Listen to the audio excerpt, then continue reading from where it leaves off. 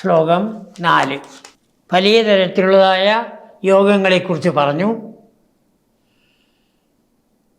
കർമ്മയോഗം, ഭക്തിയോഗം, ജ്ഞാനയോഗം മുതലായ യോഗങ്ങളെക്കുറിച്ച് പറഞ്ഞു. ആർക്ക് ആണ് ഈ യോഗങ്ങൾ പറഞ്ഞത്? ആർക്ക് അതിന് അർഹത? അതാണ് 4-ാമത്തെ ശ്ലോകത്തിൽ പറയുന്നത്. അധികാരി ഭേദം ആണ്. എല്ലാവർക്കും ഇഷ്ടം പോലെ എടുക്കാൻ പറ്റില്ല എന്നർത്ഥം. ഓരോന്നിനും ഓരോരുത്തർ അധികാരികളാണ്. ആ അധികാരി ഭേദം അനുസരിച്ചാണ് വേണ്ടത്. അപ്പോൾ അധികാരി ഭേദം എങ്ങനെയാണ്? അന്ധഃകരണത്തിൻ്റെ അവസ്ഥയെ നോക്കിയിട്ടാണ് അധികാരി ഭേദം നിശ്ചയിക്കുന്നത്. അന്ധഃകരണത്തിന് 4 വൃത്തികളാണുള്ളത്. അന്ധഃകരണത്തിൻ്റെ 4 വൃത്തികൾ: മനസ്സ്, ബുദ്ധി, അഹങ്കാരം,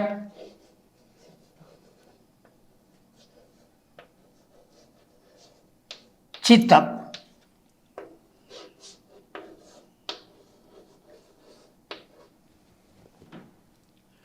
ഇതാണ് അന്ധഃകരണത്തിൻ്റെ 4 വൃത്തികൾ. മനസ്സിലാണ് സങ്കല്പങ്ങൾ ഉണ്ടാവുന്നത്. സങ്കല്പങ്ങൾ ഇന്നത് ചെയ്യണം എന്നുള്ളതായ സങ്കല്പം അതെപ്പോഴും ശരിയാവില്ല. വികല്പം,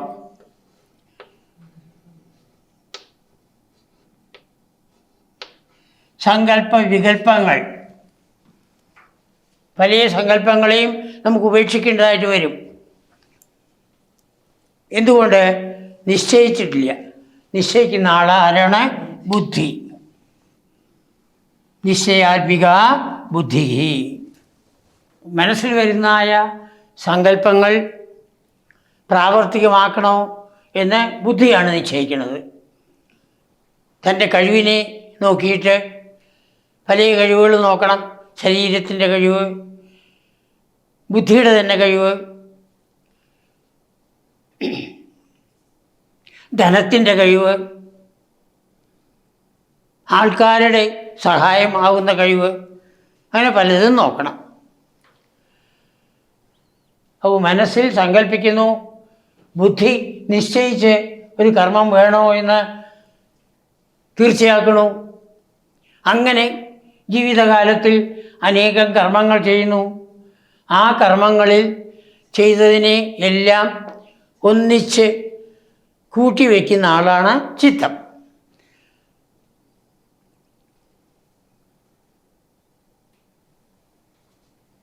നമുക്കെല്ലാവർക്കും ഒരു 3 വയസ്സ് തൊട്ട് ഉള്ളതായ കർമ്മങ്ങളെക്കുറിച്ചെല്ലാം ഓർമ്മയുണ്ടാവാം. ഇന്ന കാലത്ത് ഇന്നത് ചെയ്തു എന്നുള്ളത് അതെല്ലാം ചിത്തത്തിലാണ്. അതിൽ അഹങ്കാരമാണ് ഞാനാണ് സങ്കല്പിക്കുന്നത്, ഞാനാണ് നിശ്ചയിക്കുന്നത്, ഞാനാണ് ഓർമ്മിക്കുന്നത് എന്ന് പറയുന്ന ആൾ. അപ്പോൾ മനസ്സിലുമുണ്ട്, ബുദ്ധിയിലുമുണ്ട്, ചിത്തത്തിലുമുണ്ട്. ഞാനാണ് ഓരോന്ന് ചെയ്യുന്നത് എന്ന് പറയുന്നത്. ഇവിടെ ഇപ്പോൾ നമുക്ക് എന്താണ്? ഭഗവാന്റെ ഭജനമാണ്. അതിൽ ബുദ്ധിയെടുക്കുക ആദ്യം. ബുദ്ധിക്ക് ഭഗവാന്റെ മാഹാത്മ്യത്തെക്കുറിച്ച് ഉറപ്പ് വരണം. പല ശാസ്ത്രങ്ങളും മറ്റും പഠിച്ചിട്ട്. അപ്പോൾ ബുദ്ധി നന്നായിട്ട് വികസിച്ചിട്ടുള്ള ആൾക്ക് ഉള്ളതാണ് ജ്ഞാനയോഗം.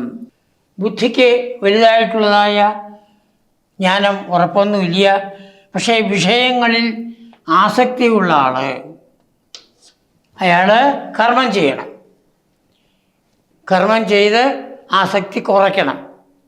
ഈ 3-ാമത്തെ ആൾ കുറച്ചൊക്കെ വൈരാഗ്യം വന്നിട്ടുണ്ട്, എന്നാൽ പൂർണ്ണമല്ല. ആസക്തിയും കൂടെയുണ്ട്. അയാൾക്ക് ജ്ഞാനയോഗവും പറ്റില്ല, കർമ്മയോഗവും പറ്റില്ല. അയാൾക്കാണ് ഭക്തിയോഗം. നമ്മളൊക്കെ ആ ഗ്രൂപ്പിൽപ്പെട്ടവരാണ്.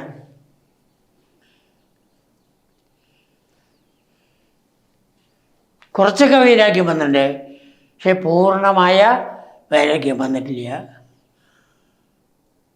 വീടിനെയും വീട്ടുകാരെയും ഉപേക്ഷിച്ചു പോകാനുള്ള മനസ്ഥിതി ഉണ്ടായിട്ടില്ല. പൃഥ്വിചക്രവർത്തി ഋഷഭദേവനൊക്കെ നോക്കുക. ആ സമയം വന്ന സമയത്ത് എല്ലാം ഉപേക്ഷിച്ചു വരും. രാജ്യം ഉപേക്ഷിച്ചു, ഭാര്യയും മക്കളെയും ഉപേക്ഷിച്ചു. ഭാര്യയ്ക്ക് വേണമെങ്കിൽ കൂടെ പോകാം എന്ന് മാത്രം.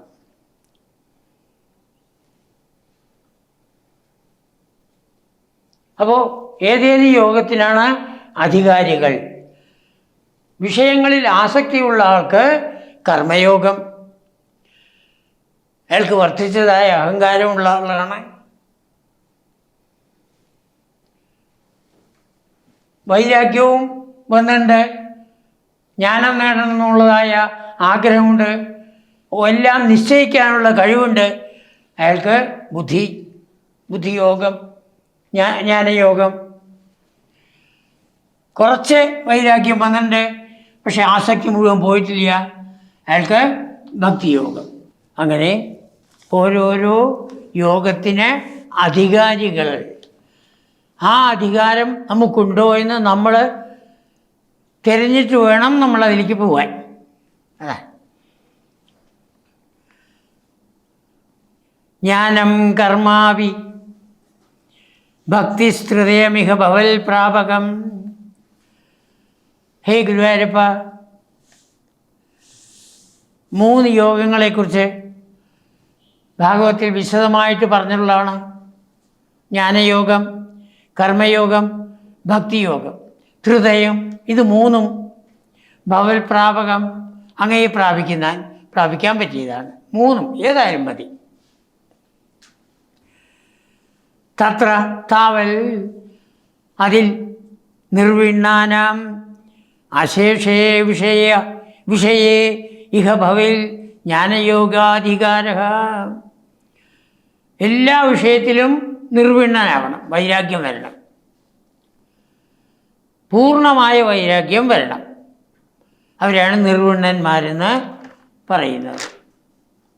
പൂർണ്ണമായ വൈരാഗ്യം. അശേഷേ വിഷയ, എല്ലാ വിഷയങ്ങളിലും ഇതാവണം. അവർക്ക് ജ്ഞാനയോഗത്തിന് അധികാരമുള്ളൂ. അപ്പോൾ നമ്മൾ നോക്കണം, ഞാൻ ആ വിധത്തിൽ വൈരാഗ്യമുള്ളവനാണോ? ആ വൈരാഗ്യം വന്നിട്ടുണ്ടെങ്കിൽ മാത്രമേ ഞാൻ ജ്ഞാനയോഗത്തിന് അധികാരിയായിട്ടുള്ളൂ. സക്താനാം, അല്ല, വിഷയങ്ങളിൽ ആസക്തിയുണ്ട്, വൈരാഗ്യം വന്നിട്ടില്ല. കർമ്മയോഗ ഹി വിനിഹിത. അയാൾക്ക് കർമ്മയോഗമാണ് ശ്രേയസ്കരമായി ഭവിക്കുന്നത്. പക്ഷേ എന്തു ചെയ്യണം? അയാൾ എല്ലാ കർമ്മങ്ങളും ഭഗവാനുള്ള പൂജയാക്കണം. അത്ര എളുപ്പമല്ല. എന്തെന്ത് കർമ്മങ്ങൾ ചെയ്യുന്നുവോ അതിനെ ഭഗവാനുള്ള പൂജയാക്കി ചെയ്താൽ അയാൾക്ക് മോക്ഷം കിട്ടും. ജ്ഞാനയോഗം വേണമെന്നില്ല. താൻ ചെയ്യുന്നതായ കർമ്മത്തിനെ ഭഗവാനുള്ള പൂജയാക്കണം. അഹന്തയും മമതയും ഇല്ലാതെ കർമ്മം ചെയ്യാനുള്ള ശക്തി പ്രദാനം ചെയ്തത് ഭഗവാൻ. എന്തെന്ത് ഞാൻ നേടിയോ അത് ഭഗവാന്റെ. അങ്ങനെ അഹന്തയും മമതയും ആര് ത്യജിക്കുന്നുവോ അയാൾക്ക് ആ കർമ്മയോഗം കൊണ്ട് മോക്ഷം പ്രാപിക്കാം. സക്താനാം കർമ്മയോഗ ത്വയി വിനിഹിതോ ഏതു നാത്യന്തസക്താഹ. യാതൊരുത്തരാണോ അത്യന്തം ആസക്തിയില്ല, എന്നാൽ കുറച്ചുണ്ട്. എന്നാൽ അത്യന്തം വിരക്താഹ, വൈരാഗ്യമുണ്ട് എന്നാൽ അധികമില്ല.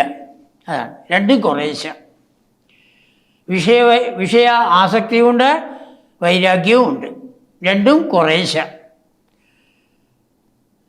അവർക്ക് ഭക്തിയോഗോ ഹ്യമീഷം, അങ്ങനെയുള്ള അവർക്ക് ഭക്തിയോഗമാണ് ചേർന്നത്, ശ്രേയസ്കരമായിട്ടുള്ളത്. അപ്പോൾ ഓരോരുത്തരും ഈ യോഗം തിരഞ്ഞെടുക്കുന്ന സമയത്ത് ഇത് നോക്കണം. വൈരാഗ്യം പൂർണ്ണമായിട്ടുണ്ടെങ്കിൽ ജ്ഞാനയോഗത്തിന് അധികാരം,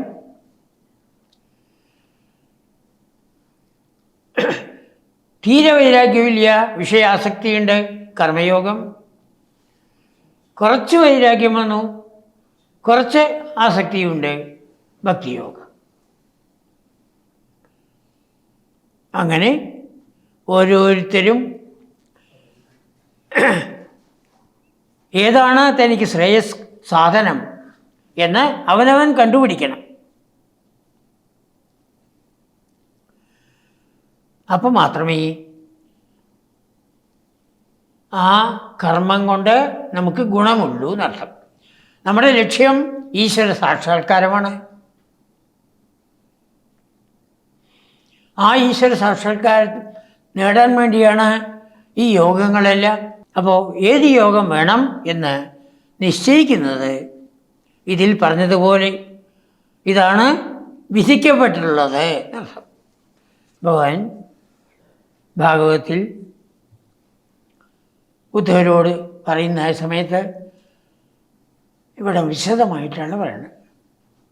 ഹേ ഉദ്ധവരെ, യോഗാശ്രയോ മയാ പ്രോക്ത നൃണാം ശ്രേയോ വിദിത്സയ ജ്ഞാനം കർമ്മച ഭക്തിശ്ച നോപായോന്യോസ്തി കശ്ചന.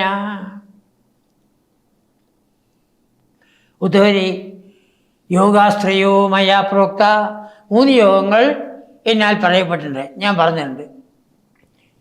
എന്തിന്? നൃണാം ശ്രേയോ വിദിത്സയ, മനുഷ്യന്മാർക്ക് ശ്രേയസ് നേടാൻ വേണ്ടി, അത് മോക്ഷം പ്രാപിക്കാൻ വേണ്ടി. എന്തൊക്കെയാണത്? ജ്ഞാനം കർമ്മജ ഭക്തിശ്ച, ജ്ഞാനയോഗം, കർമ്മയോഗം, ഭക്തിയോഗം. നോപായോന്യോസ്തി കശ്ചന, വേറെ ഒരു ഉപായം ഇല്ല, ഇത് 3 ഉള്ളൂ. ഈ 3 ഏതാ വേണ്ടതെന്ന് തിരഞ്ഞെടുക്കണം. അതിൽ നമ്മളിപ്പോൾ വ്യക്തമായിട്ട് കണ്ടു. ഭാഗവതം പറയുന്നത് ആസക്തി ഉണ്ടെങ്കിൽ കർമ്മയോഗമാണ്, വൈരാഗ്യം വന്നിട്ടുണ്ട്, ജ്ഞാനം ഇതായിട്ടുണ്ടെങ്കിൽ ജ്ഞാനയോഗം, പൂർണ്ണമായ വൈരാഗ്യമില്ല, ആസക്തി കുറച്ചുണ്ട്, അവർക്ക് ഭക്തിയോഗം. ആ വിധത്തിൽ തിരഞ്ഞെടുത്ത് ഈ ജന്മത്തിൽ തന്നെ ആ ഭഗവാനെ സാക്ഷാത്കരിക്കാൻ വേണ്ടി നമ്മൾ ശ്രമിക്കണം.